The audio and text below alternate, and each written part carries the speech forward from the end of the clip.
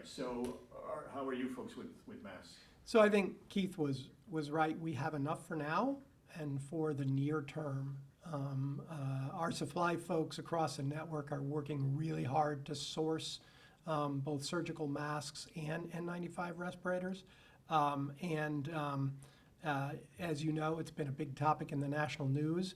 I think that unless we either start getting major shipments from China, whereas most of this has been made in the past, or U.S. manufacturing revs up, there will come a point where we don't have enough. We're working hard to change our approach so that we can be better stewards of this going forward, knowing that we don't know when we're going to get more supplies or how adequate they're going to be. So the original CDC guidelines for infection control really were designed for the normal situation. And World Health Organization and they were very aggressive, I would say. The World Health Organization has a lot more data. They have what they learned from China. They have what they learned from South Korea, and so they published some guidelines within the last. Dr. Eustaquio, please call the operator. Dr. Eustaquio, please call the operator. They published some guidelines, entitled rational use, the original guidelines from the CDC were designed for a situation where we're not resource limited, and emphasize maximal safety, probably overkill from what we know. So we're trying to move towards the rational approach and still keeping the safety of our people to heart. So you don't need the N95 mask necessarily? We need N95s because we don't know how long this is going on, and we don't know when we get into a true surge capacity and we have many, many people who are on ventilators. If that happens, we will need to be stewards of those as well. So you do need those? We need both. We need N95s. We need regular face masks. Those are the two. I think those are the two major personal protective equipment needs at this point in time. I think with the close down of most surgical services, that has freed up some on the gown side. As far as gloves, gowns, though, you have enough for your healthcare workers? Gloves, gowns, for now, we're okay. I think, every communication we do internally and externally, we always caveat with, this is true today. 2 weeks from now, it may not be true. I'm not saying that we only have a 2-week supply.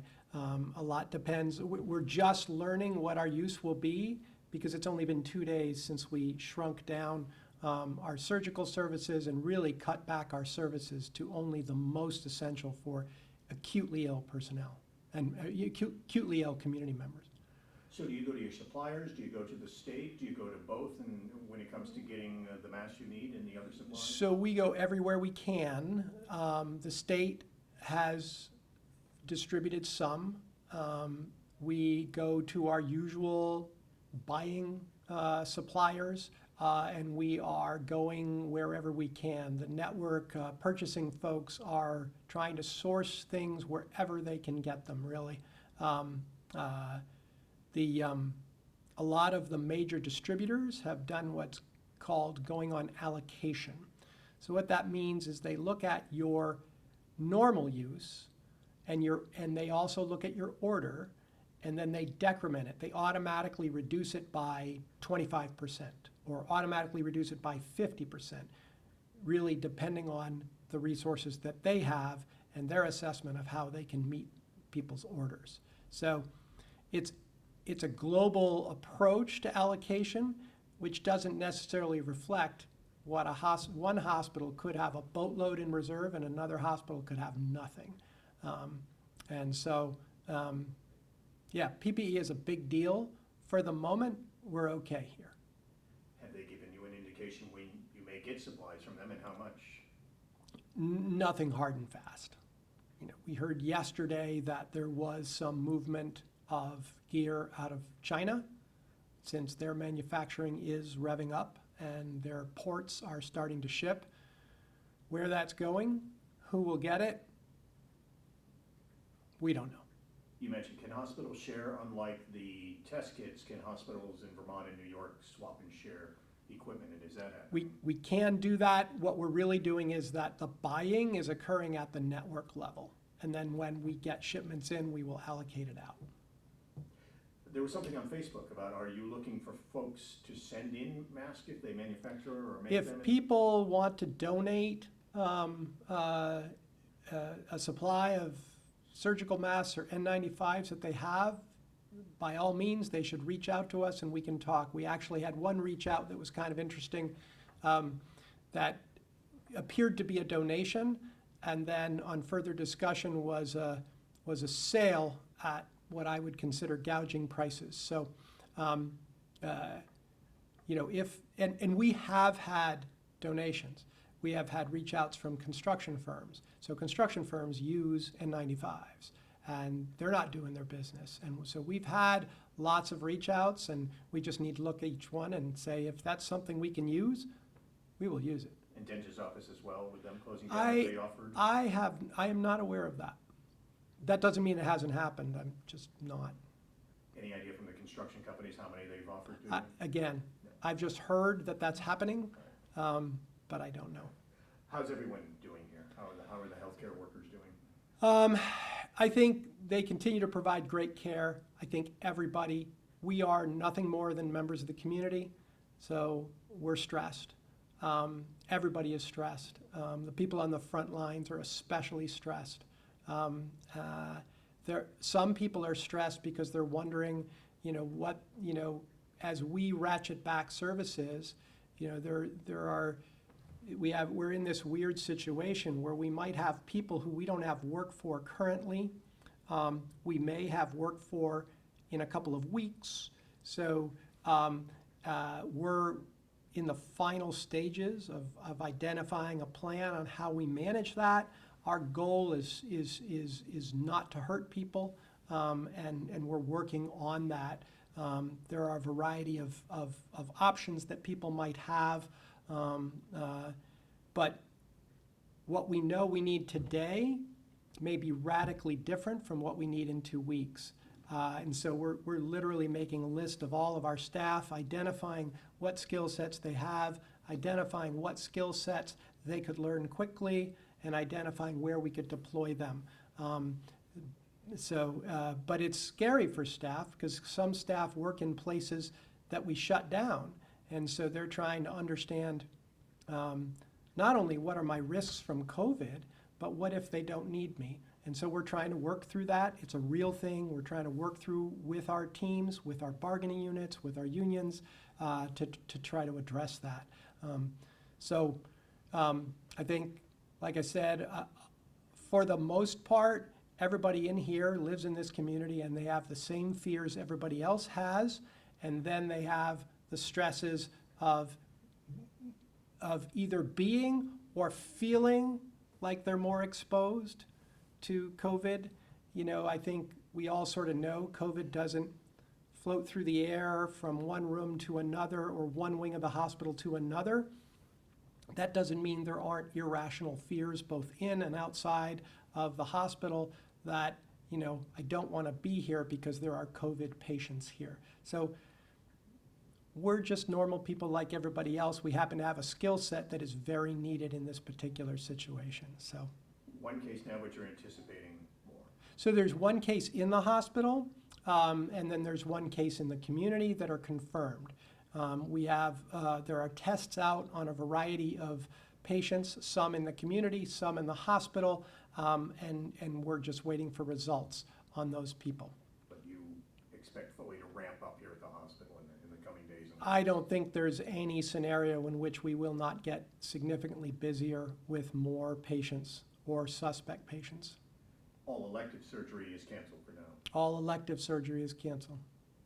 and those workers who work on that will be on standby to wait to see where. Yeah, as we sort out what their skill sets are and where they can be redeployed, yes. So it's a massive undertaking to look at your entire group of employees, identify what areas they could potentially be of use, and then redeploy them.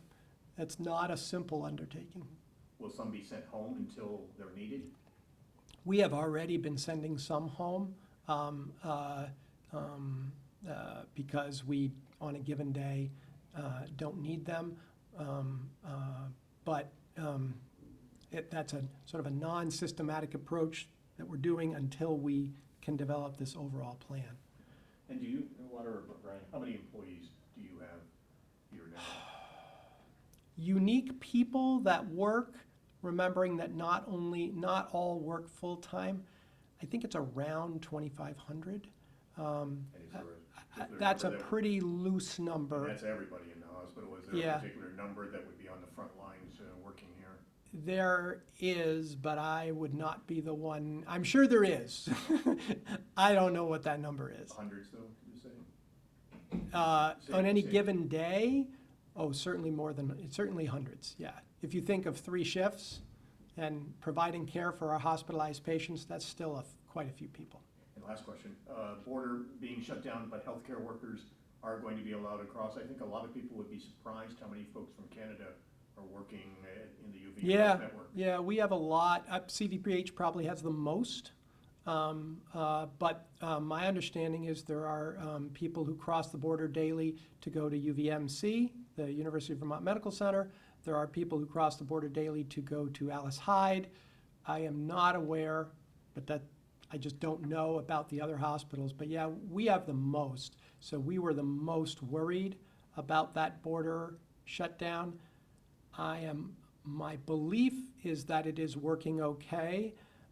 Certainly the agreement appears to allow people to come here to work and still go home to Canada.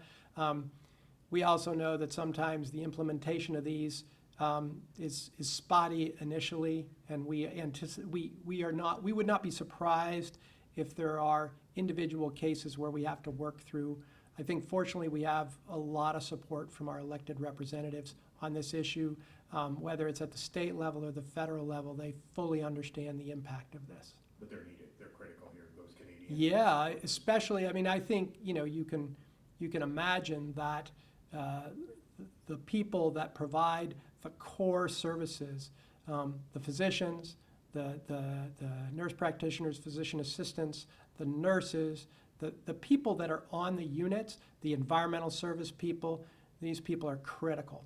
So I think most of the people that live in Canada and work here, I think there are more of them that probably are in the physician and nursing, maybe pharmacy group.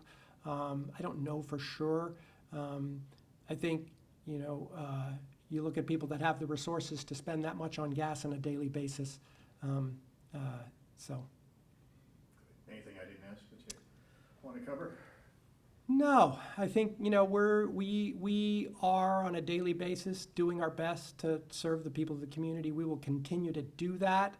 I think people have sort of figured out that it's not going to look like what they're used to. So, you've seen that, the governor is telling us to pull medical students in, the fact of the matter is that you're going to have people who are caring for people who that's not their usual job.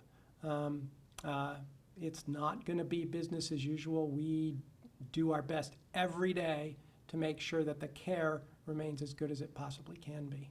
And I did have one other question. You have 14 ICU beds? We have 14 rooms in our ICU, yes. Okay.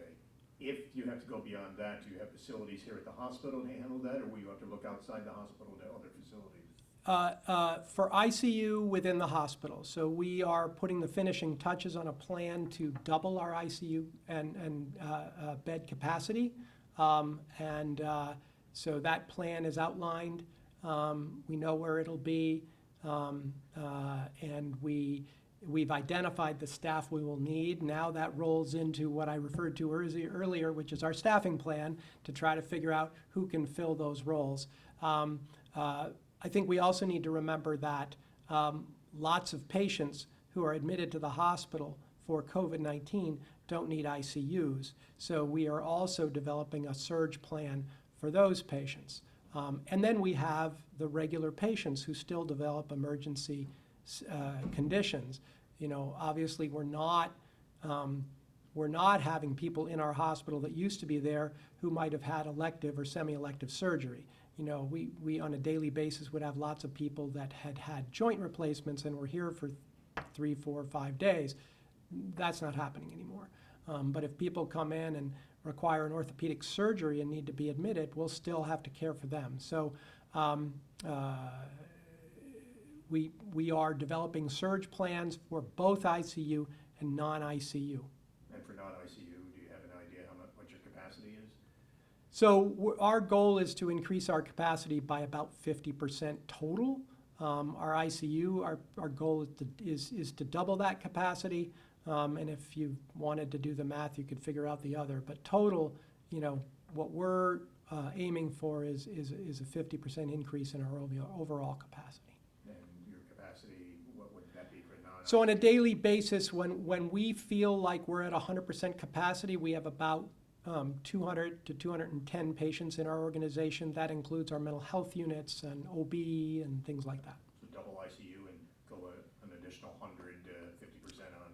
Maybe something like that, yeah. And then if you go beyond that, are there other hospitals you can send folks to, or other facilities here in Plattsburgh that have been identified for expansion? So, you know, we have a pandemic influenza plan that allows, that considers other locales. You know, but we have areas in our organization that are not being used. Some are very much clinical areas. For instance, our ambulatory surgery center, that can house patients. So we have to develop a plan of what sort of patients would be up there. You know, depending on the nature of the patient, you know, we'll allocate different areas that might have more or less capacity to provide care for them. And then you have to figure out the staffing. So the governor has already said, let's embrace retired people in the community. Let's embrace all sorts of opportunities to bring people into the healthcare system to provide, you know, care. Are you doing that now, or will you wait and see if that's needed? So we're developing an idea of how we will do that. So every day it's a new thing that we have to work on, and right now the biggest thing is developing the overall structure for how do we know who we have, what skill sets they have, and where they could be deployed, and then how do we decide which of those people will be deployed, which of those people will not be immediately deployed but might be needed in the future. It's something we don't do on a daily basis, and so it's just another example of this is not business as usual, and will not be for weeks and months to come. Have you stopped doing testing here now on site? So we do limited testing. So we will test people that are hospitalized, and there are compelling reasons, A, to know what's wrong with them, although again, if it's COVID, there's no treatment. But as I mentioned, if you're hospitalized and suspected of having COVID, we expend lots of resources to care for you, especially masks. And so if we can identify someone as not having COVID, that reduces the number of resources. And we certainly have already had people in our hospital who were suspicious, whose tests have been negative, and they're no longer in that type of isolation. So testing is critical for us operationally. We're still in a resource-limited environment in terms of turnaround time. Turnaround time is still taking anywhere from 2 to 3 days on testing. We're also providing testing for the health department. So the health department, in doing their various contact investigations with confirmed positive patients, are identifying other people that that might have symptoms and were contacts, and so those are getting tested. And then we do that same sort of process internally. Remember, we're part of the community. There are many employees here who may have had an exposure of some sort that we need to follow, and if they become symptomatic, A, make sure they're home, and B, test them. Because if they're positive, we now know this person is not available to us for probably about 10 to 14 days. And if they're negative, we know that as soon as their symptoms are of whatever they do have are gone, we can bring them back to work. You talked a couple of days ago about maybe teaming up with the health department and even SUNY Plattsburgh for off-site drive-through testing. Those concepts are still out there, but they're really on hold. We have not been given any idea that test kits or capacity can meet that. Meanwhile, we are working, there are companies out there that are developing testing platforms, which means machines and kits that can be deployed to hospitals. And so